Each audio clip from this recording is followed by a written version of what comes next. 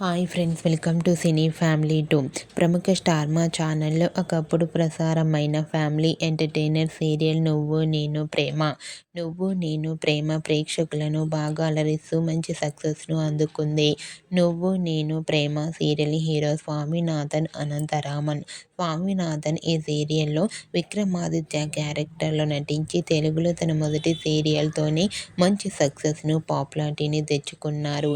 ఇప్పటికీ స్వామినాథన్ తన ప్రతి లేటెస్ట్ అప్డేట్స్ని ఎప్పటికప్పుడు షేర్ చేస్తూ ఉంటారు.